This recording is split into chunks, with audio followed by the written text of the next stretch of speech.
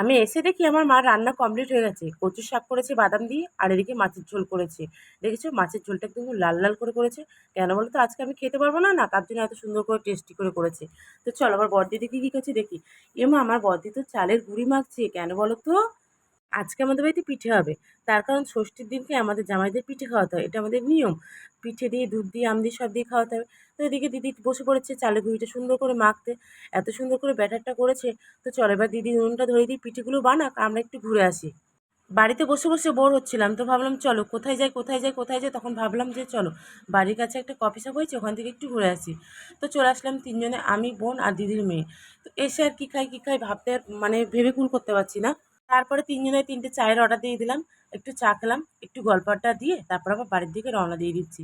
ছেলেকে যেহেতু নিয়ে আসিনি, আর ভাবলাম এই গরমের মধ্যে ছেলেকে নিয়ে যাবো না, তার জন্য একটু তাড়াতাড়ি যাবো, তাড়াতাড়ি আসবো। যতই তাড়াতাড়ি করি না কেন আর কিন্তু অত তাড়াতাড়ি হচ্ছে না। 8টা বেজেই গেছে এখানে। তো চলো এবার একটু দোকানের দিকে ঢুকবো। এই গরমে না ছেলেকে নিয়ে কোনোখানে আসতেই ভয় লাগে, যা গরম পড়েছে, সাংঘাতিক গরম পড়েছে। তো এদিকে চলে আসলাম ছাতার দোকানে। তো দেখি ছাতা একটা পছন্দ হয় কিনা।